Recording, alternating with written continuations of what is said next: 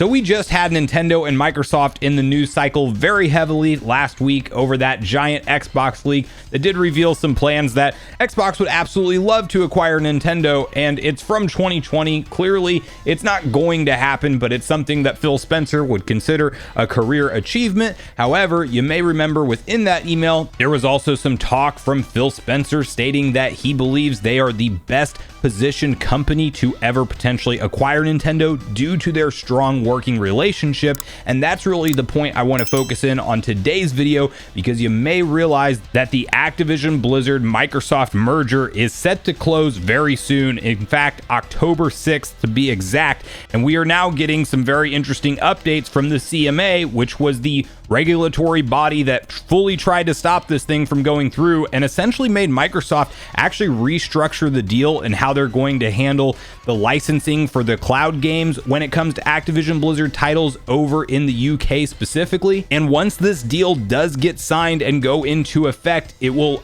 absolutely immediately affect Nintendo gamers, because the one deal that we know is pen to paper and already a legal binding agreement is Microsoft's commitment to bring Call of Duty to Nintendo platforms for the next 10 years following the closure of the Activision Blizzard merger. However, I also believe that Microsoft's broader plans will be to license out numerous different IP to be sold on Nintendo hardware following the merger with Activision Blizzard franchises that they will gain access to, because as mentioned, they work very well with Nintendo, and games like Minecraft and the Ori games and numerous other Microsoft first-party titles that have been released on Nintendo hardware have sold and performed very well there. And I think Microsoft views Nintendo as more of a side-by-side partner that they can navigate the gaming industry with, not so much of the direct threat to their bottom line like they view Sony, because of Nintendo's inherent focus on less powerful hardware, now focusing on the hybrid approach. And I think both Microsoft and Sony kind of have this mindset where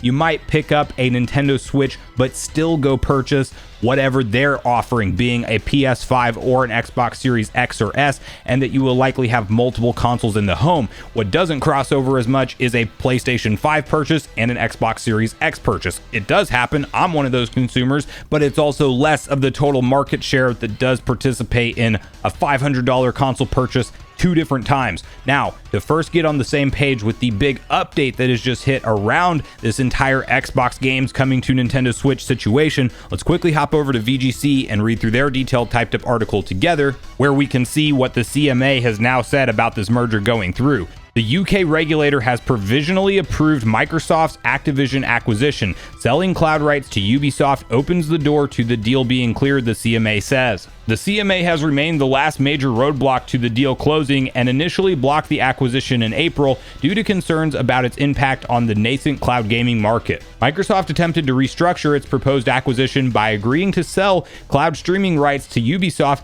leading to the CMA to launch a new merger inquiry. The move has now seemingly been enough to satisfy the CMA, which has posted its provisional decision today. While the CMA has identified limited residual concerns with the new deal, Microsoft has put forward remedies which the CMA has provisionally concluded should address these issues, the statement reads. It adds, while the restructured deal is materially different to the previous transaction and substantially addresses most concerns, the CMA has limited residual concerns that certain provisions in the sale of Activision's cloud streaming rights to Ubisoft could be circumvented, terminated, or not enforced. To address these concerns, Microsoft has offered remedies to ensure that the terms of the sale of Activision's rights to Ubisoft are enforceable by the CMA. The CMA has provisionally concluded that this additional protection should resolve those residual concerns. The CMA has now opened a consultation until October 6th, after which time it will make a final decision. Unless there are any major objections shed new light on the situation, it should be now expected that the CMA will approve the deal.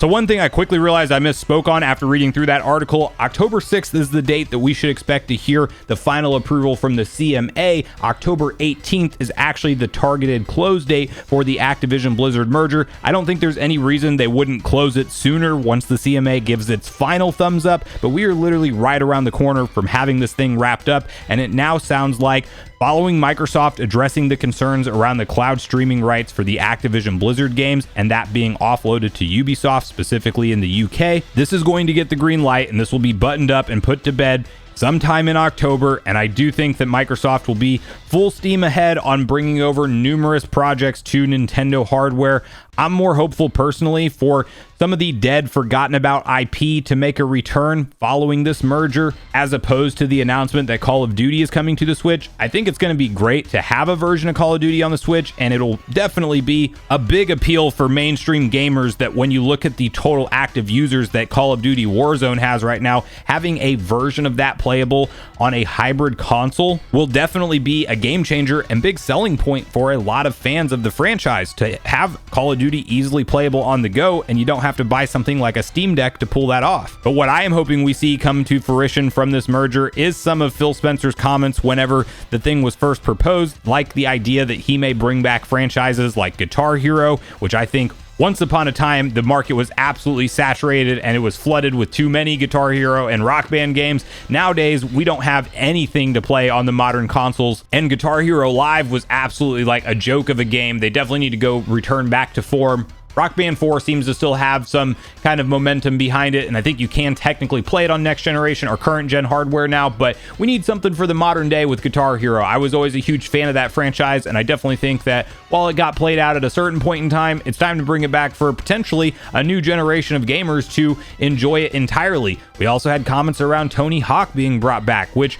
we most recently saw an excellent remaster of Tony Hawk's 1+2, and there was supposedly a deal signed and ready to go, according to Tony Hawk himself, to do 3 and 4, or maybe not signed, but essentially the deal was on the table. They knew they were going to do a 3 and 4 remake afterwards, and Vicarious Visions was essentially dissolved into a Activision Blizzard support team for Call of Duty. So Activision Blizzard kind of made their cash cow Call of Duty and forgot about so many of their other franchises, and Microsoft has the kind of budget to fund some of those projects and take chances on bringing them back, and not just focus on the bottom line that Call of Duty is bringing into Activision Blizzard's revenue stream year in and year out. So I'm very excited for that prospect. I think that the working relationship between Nintendo and Microsoft will only continue to get stronger, and if Phil Spencer's actually playing the long game to attempt to acquire Nintendo one day, and I don't think we'll see that happen, but you would assume that he's going to want to work with them as close as humanly possible, if that is still part of his career aspirations, quote unquote. But